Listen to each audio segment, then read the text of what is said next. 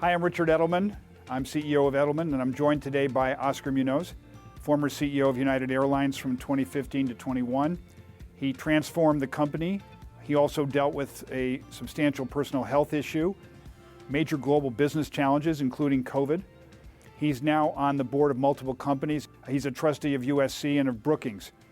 He's just come out with a book called Turnaround Time in his 6 years at United, how he led that company through a period of transition. So, Oscar, welcome to Trust Makers. Well, thank you, Richard. You're really one of the most transformational CEOs I've worked with in my 44-year career. When you took the reins at United, there was a major challenge. In short, a stalled merger with Continental. I remember you had staff showing up with Continental uniforms and Continental wristbands on airplanes. So how did you look at the challenge when you came in, and what was your sort of first set of actions? Just on your point, the actual terminology on those wristbands and shirts, it said X-Con, X-Con, just to further drive home the point. And then, of course, the United folks were wearing a lot of the United logo. There had been a brand conversation about which of the two brands. The merger of equals concept, as you and I know, doesn't always or ever really work. And so there was a lot of animosity about that. And as you might imagine, two companies, two cultures, two ways of doing things, two sets of systems, et cetera. So there was a constant pull on one way or the other. The Continental team had largely taken over, to be fair. And so a lot of the Continental procedures and policies were being implemented. And in some cases, probably mistakenly, in the sense that while it worked for the then smaller Continental and where they flew, they did not always apply to the larger scale and global reach that the United network had. So those were the facts and the particulars that on an everyday world, when you're trying to do your job and you're trying to do the things that you're supposed to do, and you have new systems, new policies, new bosses, and there's this constant sort of thread back and forth, it creates some animosity. In addition, the company had had several CEOs on both sides over the previous decade, and that tends to pull people left and right and then left again.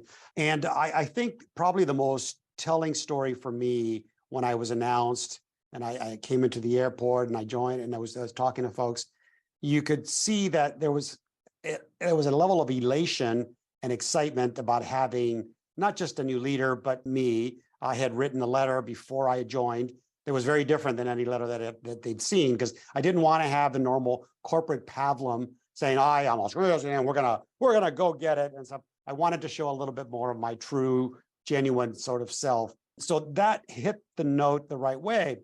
But there was something, Richard, about when I would meet people and we would take pictures, hug each other and all the normal sort of salutary things. There was always a little bit of lingering and a little bit of a look in the face that just told me that there was something amiss. Not trying to be overly dramatic, but it was kind of like this, help me, help us. And I could sense that. And that was my first sense that despite the obvious financial, operational, and customer relations issues that the company was having, that maybe the issue was more profound and deeper than that. And the words I used in an article, one of the first interviews I gave, was I found the team disengaged, disillusioned, and disenfranchised. And that as a board member, I was a bit embarrassed that we hadn't seen some of that while I was sitting on the board.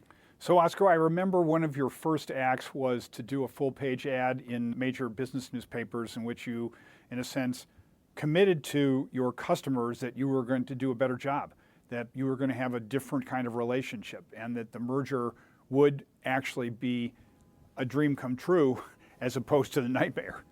That was a pretty bold move. And you know the move well. The quick backstory on this is as a fresh new CEO, I knew I didn't have a plan, and I sought help, and I cold called the Chicago Edelman office and literally got an assistant. And I said, "Hi, I'm Oscar Munoz. I'm the new guy at United. I would like to talk to someone in charge." Richard and I did not know each other, but his team came through magically with many an idea.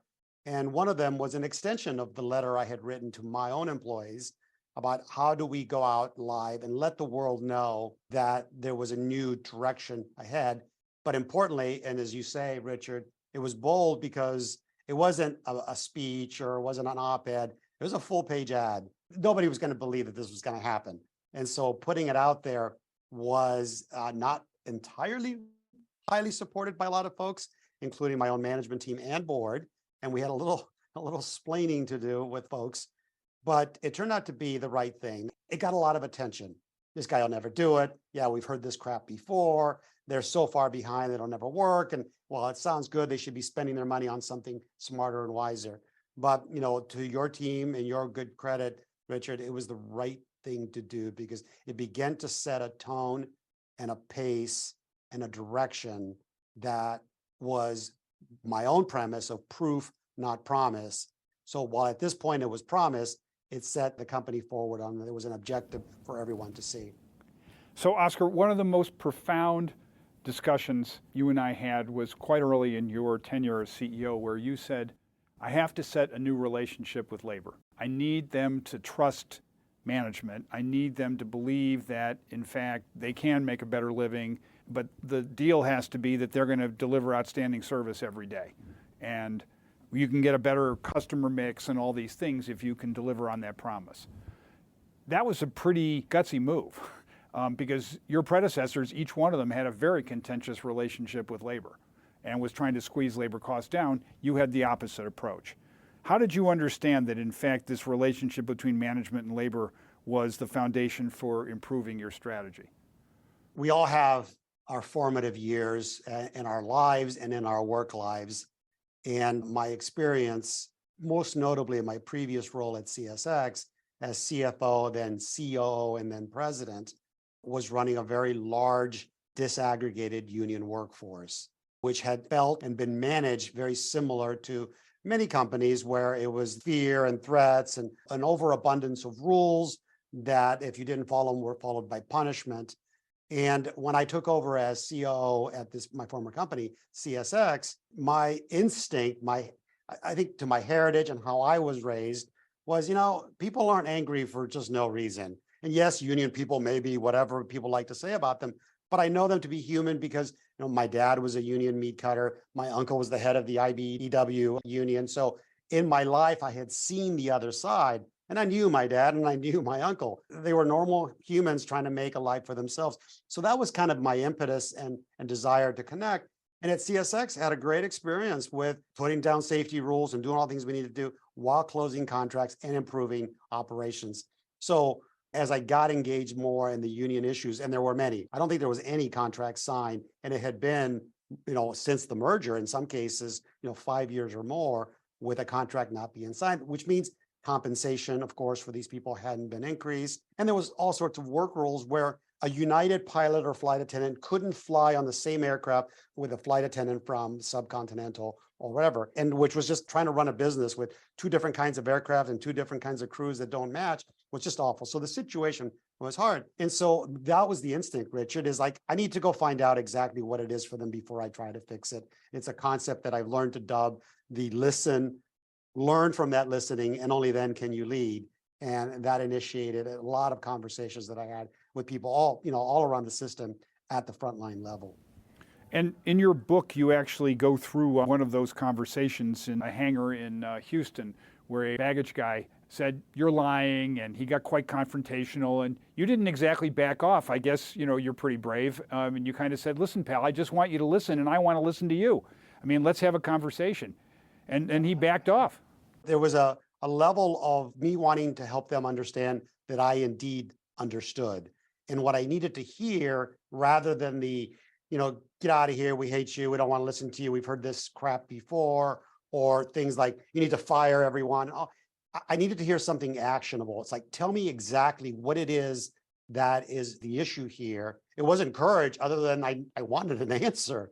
And yelling and screaming at me wasn't really going to get there. And so that was the situation. But yeah, it was a rather dramatic setting in a hangar with all our maintenance folks who they fix planes for a living. They don't care about anything else other than, hey, we want to make your flying safe, and we want to do these things expeditiously to get people back in the air. That's all we want to do. Give us the tools, give us the process. You know what? Give us a little dignity and a little respect, and we'll get the job done. Is in essence what the answer was to my question. And Oscar, how much of this ability to deal with labor stems from your own origins? Your family was not wealthy, and you didn't go to Ivy League. And And yet you got yourself to USC and then on to B school and on to a great career to wind up as a CEO. But you started in a humble way. The immigrant stories that we all hear in America, there's a sort of through line through all of them. And there's a desire and a willingness and a passion to make things work for yourself and your family.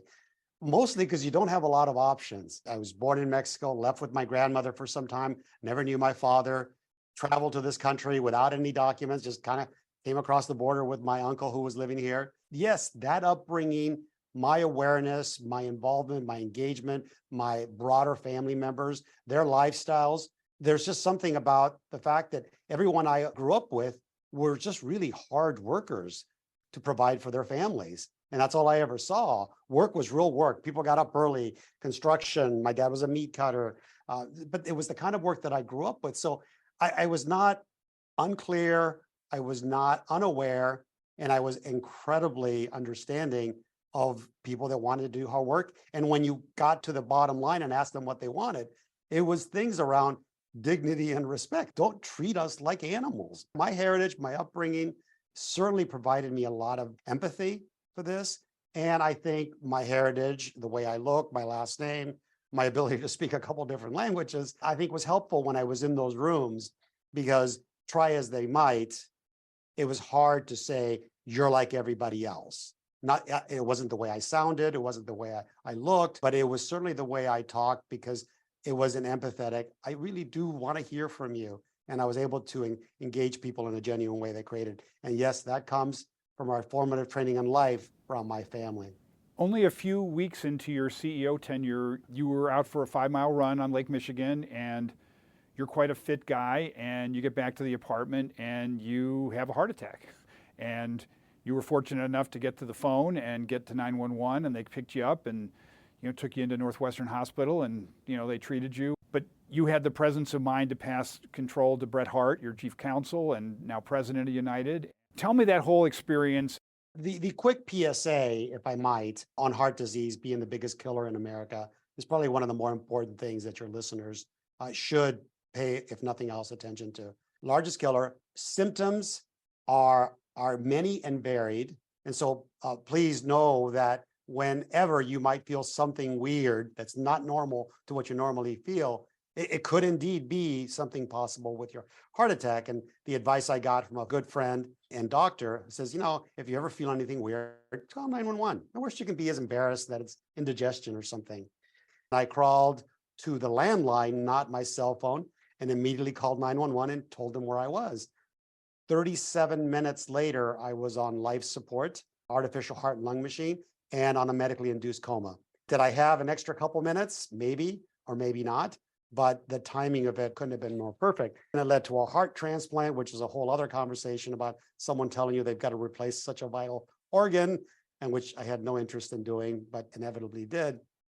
And what transpired through the whole thing is a couple of things. One, the outreach from my United family through their letters and cards and flowers and food that they would send to my apartment was plentiful. And what's poignant about that is that it was 37 days into the job. I wasn't their long-term CEO. So the conversations that I had, the one that we discussed in the hangar and many, many others, that's a leadership lesson. When you connect with people in a large organization, your best megaphone is an individual you talk to that tells his or her friends and vice versa, and following through.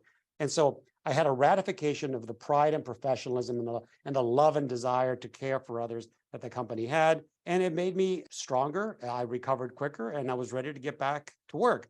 Alas, I wasn't quite physically ready to go because I needed to go through this heart transplant.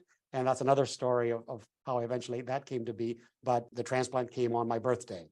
On the morning of my birthday, the call came. And to quote my doctor, Dr. Anderson, he said, "Have we got a kick-ass heart for you?"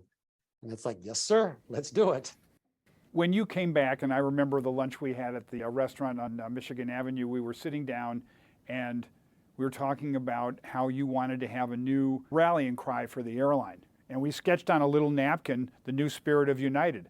And you stuffed it in your pocket and you thought about it for a couple of days and you called me up and said, that's what we're going with, and I'm putting it on the airplanes. Because trust in a way is built inside out. And if you had a new spirit with your employees, you could communicate that. Tell that thinking process. interestingly, in aviation history, this paper napkin concept appears to be a reality. I think Southwest and Herb Kelleher, when he started that airline, I think he drew on a napkin, Houston, San Antonio, and Dallas, and that's how Southwest got started.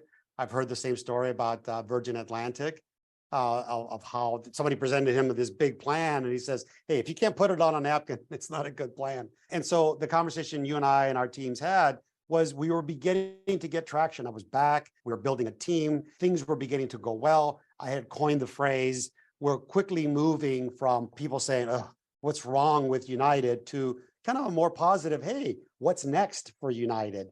And so we were beginning that in that premise, and we needed to kind of promote it from within, to your point. And we weren't talking about a tagline, we weren't talking about advertising or anything. We just needed a phraseology. And as we discussed over the course of that evening and eventually sketched on a napkin, was this concept of the new spirit of United. And it gave me such a wonderful platform, because as we put it on our planes, as we talked about it, as I mentioned it in my speeches, it gave this company that heretofore had not had a driving mission necessarily or a forward path, it began to have a nice little feeling of a purpose. So, Oscar, about 4 years ago, there was a incident on the flight between Chicago and Louisville where the flight was fully booked. You had to get 2 pilots down to Louisville to have pilots for the next morning for an outbound. And you went to the normal thesis of asking passengers to come off the plane. Nobody would. And then you did a computer system play to say, okay, well, the guy who resisted was eventually taken off the plane by force, leading to, a viral video and outcry, et cetera. Do you want to just walk back and tell us your sequence of events, how you thought about the public outcry and how you managed it? A lot of people like, oh, you don't really want to talk about that. And I always say, I absolutely want to talk about it. If you don't hear the heart story PSA, you should understand this one, because all of us at some point in time in our life will face crucial decisions like this that mean a lot to a lot of people, including yourself, obviously. So here's the sequence of events and the mistakes and why we made the mistakes. And then I think the solutions. The first thing is the facts. The facts were that it was a United Express aircraft and United Express company and pilots and systems that forced all this to happen. We had a conversation with the fact that the mistreatment, the dragging, and in essence, beating of that customer was the Chicago Police Authority, not a United employee. And we had this mixture of facts and data that said we followed our procedures. And so my initial response was mostly to defend our policies and our employees who were sort of immediately attacked. The thing that we learned first was, and most of us won't even recognize the fact that in 2017, Twitter and social media was still in its relative infancy. We've done the research, and I can't categorically say this, but we may have been the first large global company to get hit with something of a negative viral video like this, because what I said in response was a term reaccommodated, which was trying to replace the word overbooked, which one of the staff members had used early in the day.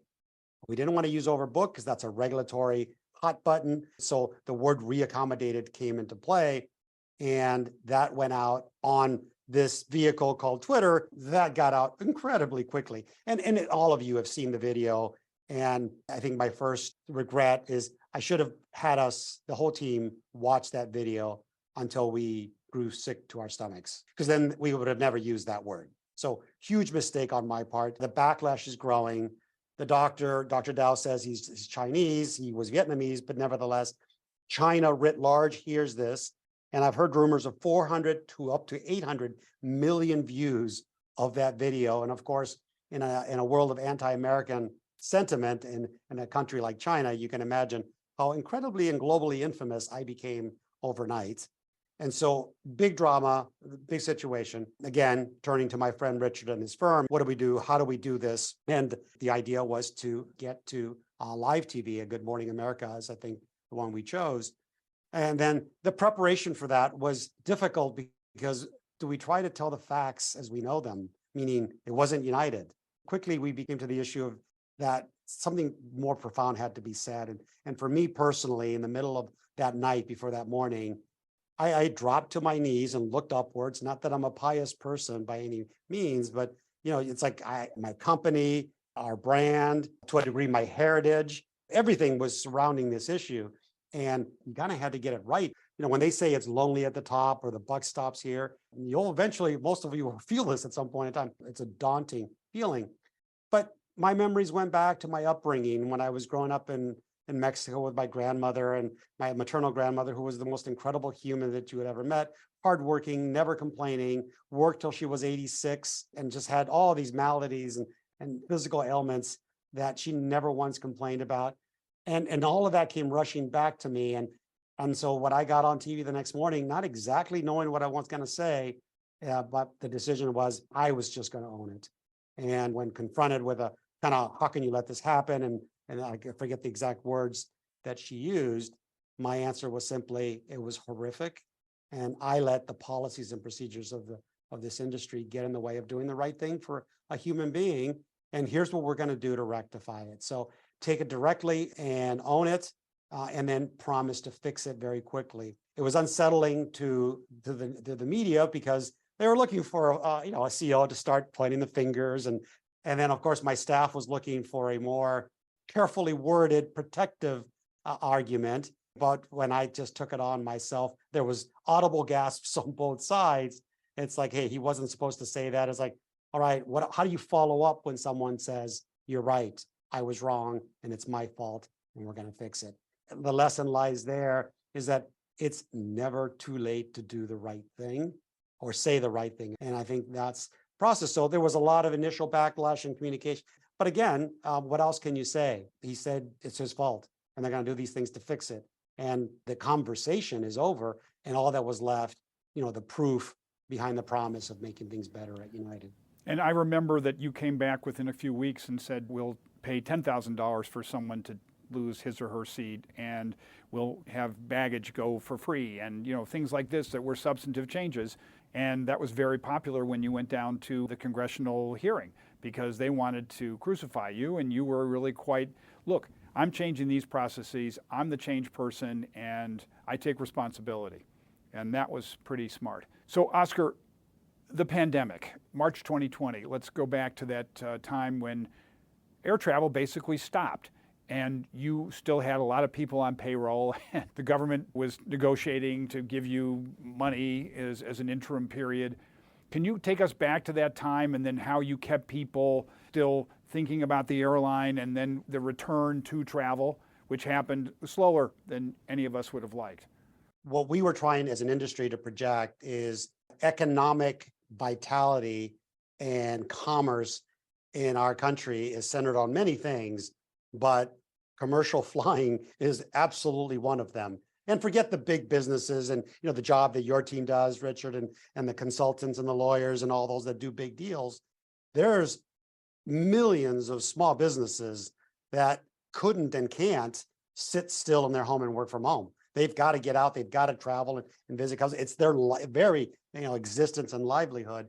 So the math was we lost 93% of our revenue, some $50 billion that we generated the previous year. 93% was gone in 2 weeks, zero.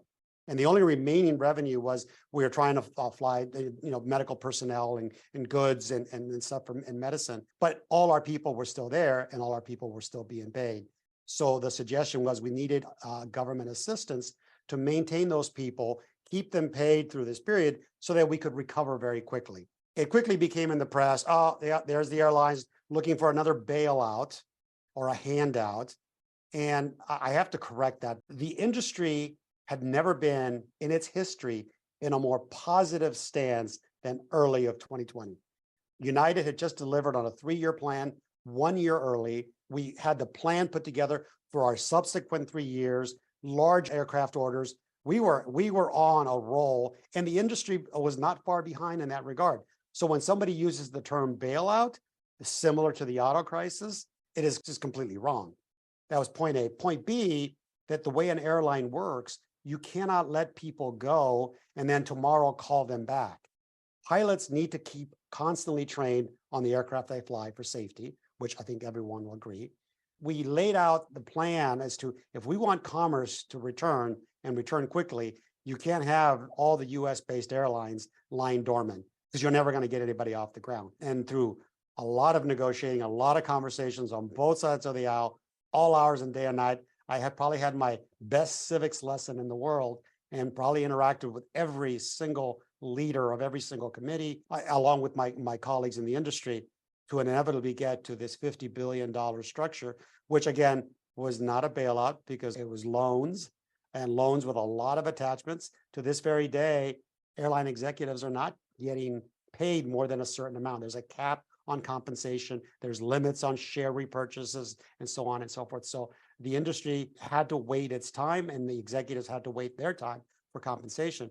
But it did allow us to maintain our mobility and agility to bounce back fairly quickly.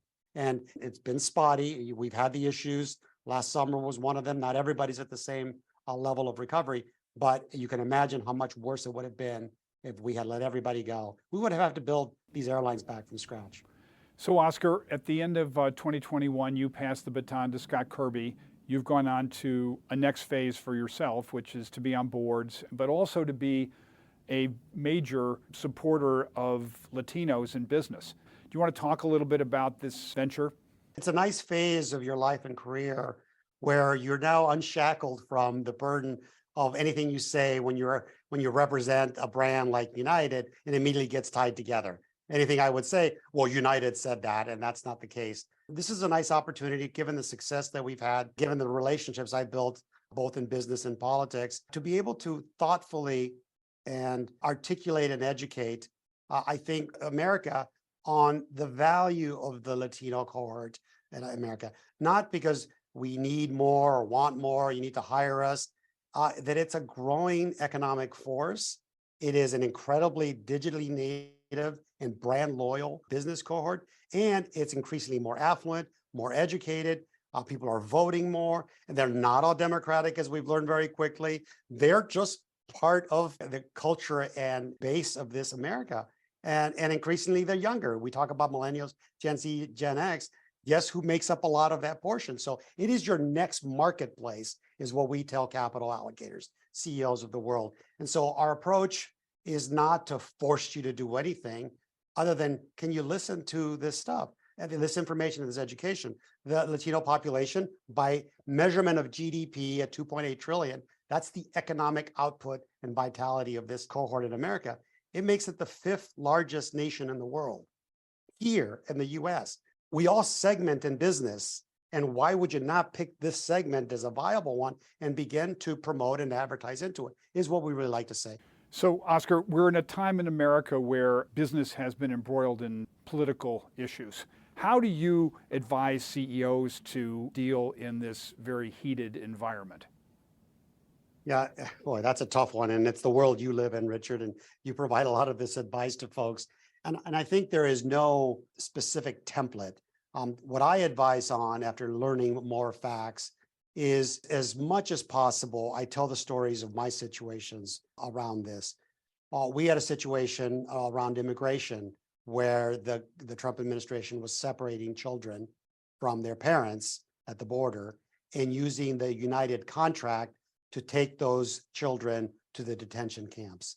That's a political hot wire, directly with the federal government, directly with the president of the United States. It's a massive, as you might imagine, contract for the company that I made a quick decision to cease. Yeah, we're not going to honor that contract if you're going to separate children from their parents. And the premise behind that for me was twofold. It wasn't personal, because it's immigration and it's people coming from the southern border, and I am Mexican. It's like, oh, well, clearly that's why he's doing it. And it had really nothing to do with that. It had to do mostly with a very inhumane and human issue of who would want to separate parents from their kids. There's a time and place that we know in our history, started World War II, where people were being separated that way. So I tell that story a little bit for dramatic efforts, but whatever you take on as a CEO, whatever issue there is, you have to have an understanding, a deep resonance and conviction about what you're doing and why, because it's going to be held in the harsh light of day, and it can't be, you're just trying to make news or you're just trying to poke somebody in the ear with these things. And so silence is deafening in today's world. You cannot say anything. So I tell CEOs to be prepared. Whatever social issues out there, you should have a response, because you're going to be asked. You're going to be in a conversation like this, and they're going to ask you about any one of those things. If you stutter, if you fall, or you say the wrong thing, then all of a sudden you're embroiled in a situation you had nothing to do with it. But mostly, for me, it's always about make the story feel like you've made a decision based on your own ideals and principles, not your biases, not your viewpoints, but ideals and principles. And that separating children from their parents was mine in that particular case. And then CEOs have to really, find themselves in a tough situation of how they're going to approach this.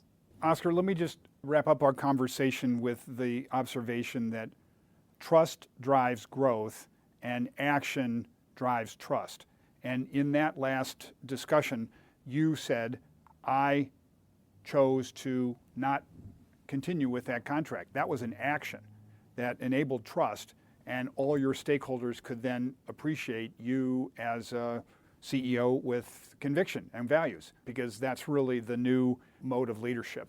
So, Oscar, I just want to thank you for being on Trustmakers and to say that I'm looking for more great things from you in the next decade, whichever way your career progresses.